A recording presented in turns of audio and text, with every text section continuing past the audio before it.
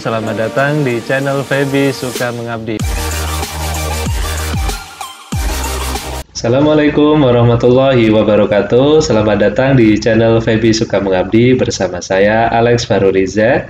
Pada kesempatan kali ini saya akan berbagi terkait dengan perilaku konsumen. Pada pertemuan kali ini saya akan berbagi terkait dengan yang namanya complex decision making. Namun, sebelum kita membahas terkait dengan complex decision making, alangkah baiknya kita mengetahui terlebih dahulu terkait dengan consumer decision making. Ada yang tahu apa itu consumer decision making? Ya, betul sekali. Jadi secara sederhana, consumer decision making adalah pembuatan keputusan konsumen. Ya, keputusan tentang apa? Keputusan tentang membeli dan juga mengkonsumsi suatu produk atau jasa. Ya, ini ada sebuah matriks ya dari Asael yang menjelaskan terkait dengan beberapa model, beberapa karakteristik dari keputusan pembelian konsumen. Di sini ada 3 hal yang digarisbawahi. Yang pertama terkait dengan keterlibatan konsumen dalam membeli suatu produk atau yang disebut dengan consumer involvement. Terus kemudian terkait dengan pembuatan keputusan itu sendiri, di sini terkait dengan bagaimana pencarian informasinya, bagaimana mengevaluasi mereknya ya terhadap merek-merek yang lain alternatifnya gitu. Terus kemudian ada juga terkait dengan habit, di mana habit ini adalah kebiasaan dalam membeli suatu produk atau jasa. Nah, jadi cara membaca diagram ini atau matriks ini ya, ini seperti ini teman-teman. Ketika keterlibatan konsumen itu tinggi dalam membeli suatu produk, ya, dia membutuhkan banyak informasi terhadap produk-produk tersebut, gitu. Maka ini disebut dengan complex decision making. Ya, ini contohnya nanti akan kita gambarkan ya. Nah, terus sebaliknya, ketika keterlibatan konsumen dalam membeli suatu produk atau memutuskan suatu produk itu rendah, maka disebut dengan limited decision making atau nanti kita juga bisa menyebutnya low involvement decision making. Nah, seperti ini, ada salah satu penjelasan. Misalkan untuk yang complex decision making, itu dilakukan ketika pembelian ini sangat penting bagi konsumen. Kenapa? Karena terkait dengan ego dan citra dirinya, ya, terkait dengan kemampuan finansialnya, misalkan produk itu berharga yang relatif mahal, terus kemudian juga terkait dengan social value-nya, ya kan? Dan juga tentunya di sini ada risikonya. Ketika produk tersebut juga berisiko kepada konsumen dalam pembeliannya, maka ya keputusan pembeliannya itu biasanya kompleks atau rumit gitu. Jadi perlu banyak cari informasi, cari referensi, ya, lihat review dan lain sebagainya. Hal itu tidak berlaku di limited decision making gitu. Kenapa? Karena pembelian itu tidak begitu penting bagi konsumen. Ya, misalkan kita beli-beli barang yang ya sehari-hari saja gitu, harganya relatif murah gitu. Ya, antara merek satu dengan merek yang lain nggak beda jauh begitu. Nah, nanti kita akan bahas secara detail di belakang. Nah, kemudian saya ingin juga menyampaikan terkait dengan habit gitu. Nah, habit ini ya itu terkait dengan kebiasaan seseorang ketika membeli suatu produk dan biasanya dilakukan berulang-ulang ya, dan biasanya juga dia cenderung memiliki merek yang biasa dibeli gitu. Namun ada bedanya nih, ketika keterlibatannya tinggi ya, itu biasanya akan memunculkan namanya brand loyalty ya, atau kesetiaan terhadap merek atau loyalitas merek begitu. Ya, kenapa dia tetap mempunyai alasan-alasan, mempunyai informasi ya terkait dengan pembelian berulangnya gitu berdasarkan pengalaman-pengalaman sebelumnya. Nah, namun ini agak mirip tapi agak berbeda dengan inersia. Ya, kalau brand loyalty dia itu sadar ya, dia memilih suatu merek dibandingkan merek-merek yang lain karena kelebihannya seperti ini gitu. Tapi inersia ini berbeda ya. Di inersia itu dia membeli karena mungkin nggak begitu ada pilihan, nggak begitu ada atau misalkan hanya monopoli pasarnya cuma ada itu saja begitu. Ya, atau yang paling mudah didapatkan itu di daerahnya. Maka itu menjadi inersia. Oke, nanti kita bahas ya. Ini saya ambil satu-satu untuk yang complex decision making terlebih dahulu. Ini ada contohnya ya teman-teman. Biasanya complex decision making ini terkait dengan produk-produk yang cukup berharga ya, kayak kendaraan, terus kemudian kamera, elektronik, handphone, dan lain sebagainya. Ya, karena apa? Biasanya di sini kita ya, kalau saya berpikir atau saya mempersepsikan diri saya sebagai konsumen, biasanya untuk membeli produk-produk tersebut, saya membutuhkan informasi yang detail. Ya, saya juga akan mencari video-video review, kemudian saya akan membandingkan harga di toko yang satu dengan toko yang lain, marketplace satu, marketplace yang lain, gitu dan lain sebagainya. Kenapa? Karena ini merupakan sesuatu yang apa ya, menjadi salah satu dari beberapa hal tadi kayak apa mewakili ego, mewakili citra, terus kemudian cukup memiliki harga gitu kan, terus kemudian juga terkait dengan value dan juga risiko yang ada. Nah, ini ada sebuah contoh ya dari marketing ya, ketika dia ingin menyampaikan sesuatu produk yang masuk di kategori complex decision making-nya konsumen, maka perlu bagi perusahaan untuk memberikan informasi sedetail-detailnya begitu. Detail tapi ya tetap mudah untuk diserap oleh konsumen informasinya. Maka salah satu contohnya adalah ini. Ya, ini ada AC, kemudian dia menyampaikan beberapa kelebihan-kelebihan yang dimiliki di produk AC ini. Kayak teknologi silver nano, misalkan ya kan, apalagi di masa sekarang, masa pandemi ya, di mana di sini ada virus corona ya, kemudian kesadaran kita terhadap kesehatan itu menjadi meningkat gitu. Maka di sini dia menyampaikan terkait dengan AC yang ada silver nanonya membasmi bakteri. Nah, ini kan sangat tepat sekali. Nah, itu adalah salah satu contoh terkait dengan complex decision making. Nah, terus kemudian ada yang namanya limited decision making ya, atau low involvement gitu. Nah, di sini biasanya meskipun ya pembelian ini nggak begitu penting-penting amat bagi konsumen, ya tapi tetap ya biasanya mereka juga cenderung ingin mencari variasi ya dari pengalaman-pengalaman sebelumnya. Nah, biasanya ini adalah produk-produk yang sering kita jumpai ya di pasaran atau consumer good atau convenience goods gitu. Nah, ini ada salah satu contohnya misalkan seperti ini ya. Kita membeli air mineral gitu, mungkin bilangnya kalau ke warung gitu, Mbak beli Aqua dong gitu.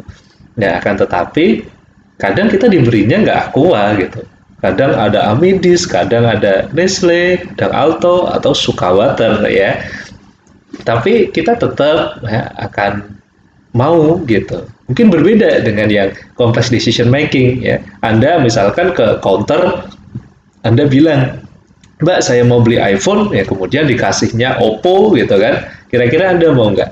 Nah, nggak. Inilah perbedaan yang cukup mendasar ya, cukup basic gitu ya, terkait dengan complex decision making dengan limited decision making. Oke, itu terkait dengan involvement konsumen. Nah, untuk selanjutnya kita coba untuk melihat dari sisi habit tadi ya, kebiasaan gitu. Ada brand loyalty dan juga ada inersia.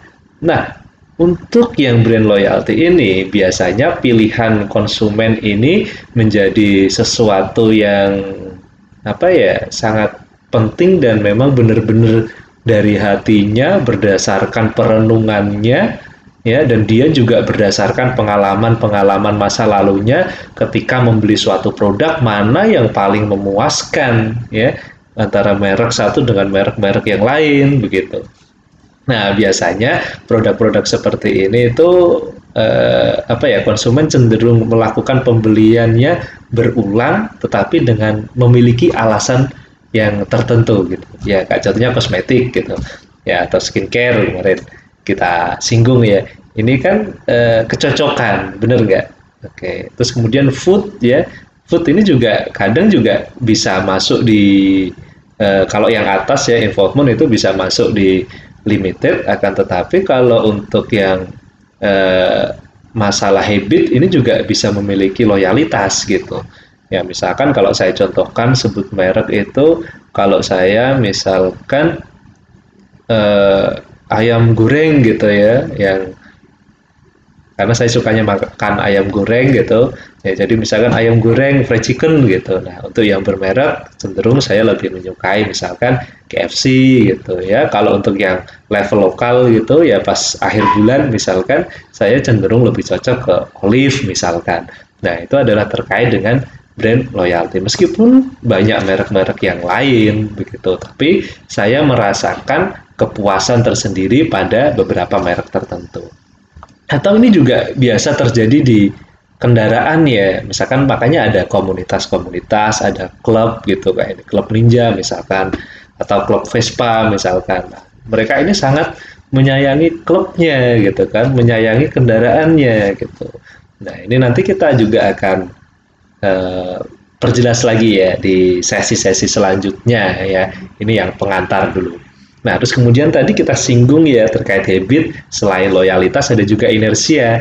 Nah, di inersia ini konsumen cenderung membeli suatu produk yang sama itu bukan karena mereka loyal, ya, tetapi karena mungkin pembelian terhadap produk tersebut ini yang paling mudah begitu, nggak membutuhkan effort yang tinggi gitu. Ya, atau misalkan karena memang nggak ada yang lain, ya kan? Nah, misalkan untuk produknya seperti bensin gitu ya, SPBU gitu kan, kemudian ada kayak eh, garam, terus gula ya, dan produk-produk yang kita kadang nggak perlu lihat mereknya begitu. Nah, ini juga masuk bagian dari inersia. Nah, misalkan begini, kayak misalnya di Jogja nih ya, itu kan kalau Anda mau beli kan adanya cuma Pertamina gitu. Ya meskipun di Indonesia sudah ada kayak Shell, ada Petronas, nah tapi kan adanya di kota-kota besar yang lain kayak misalnya Jakarta, Bandung begitu. Kalau di Jogja kan baru adanya Pertamina ya, Pertamina. Nah ini juga bagian dari inersia. Oke, nah itulah yang perlu kita pahami terkait dengan consumer decision making ya. Dan kebetulan ini nanti kita akan membahas terkait dengan complex decision making. Namun sebelumnya, terkait dengan keterlibatan konsumen, kita perlu mengetahui alasan-alasan konsumen dalam membeli suatu produk yang kita singgung tadi. Misalkan seperti ini nih, bisa saja konsumen itu membeli produk karena produk tersebut ini menjadi simbol yang bermakna bagi dirinya. Oke, makanya biasanya marketer ini melihat peluang. Ya misalkan kayak BMW gitu ya. Kalau orang Jawa bilangnya BMW gitu kan. Nah, kalau BMW gitu kan, ini kan biasanya menjadi simbol kesuksesan gitu bagi seseorang. Nah, maka dari itu marketingnya juga membuat campaign gitu. If you are on top, there's only one way to the next level gitu. Ya. Nah, maka dari itu menjadi simbol ya. Kalau yang bagi ini ya yang anak-anak muda gitu kan, simbol untuk kekerenan ya misalkan pakai ninja gitu ya. Kalau nggak ninja ya nggak keren gitu, misalkan nggak kayak anak jalanan gitu ya. Anak jalanan kan ini ya buah jembatan nanti ya. Nah nah lanjut. Nah begini, itu kan tadi untuk yang symbolic meaning. Nah, selain symbolic meaning itu juga ada terkait dengan emotional appeal gitu ya. Jadi membeli suatu produk karena kita memiliki sisi-sisi ketertarikan emosional gitu. Nah, karena dari itu marketing ini juga melihatnya menjadi sebuah peluang ya untuk mengkomunikasikan pemasaran. Nah, seperti ini nih ya. Ada Mini Cooper nih ya. Is it love gitu. Jadi apakah ini cinta? Kenapa kok cinta? Karena dia nyuci mobilnya aja pakai air mineral ya, air mineral botol gitu. Ini saking sayangnya. Nah, kemudian selanjutnya ini ada badge value ya, teman-teman ya. Nah, badge value ini terkait dengan nilai-nilai yang dimana ini tuh menjadi sebuah simbol gitu ya. Kayak teman-teman ingat kan waktu masih sekolah itu di sini pakai badge gitu. Nah, ini kan berarti simbol. Nah, ini ada suatu case yang menarik ya. Dulu motor Mio ya sebagai motor matic yang booming waktu itu pada awalnya begitu ya.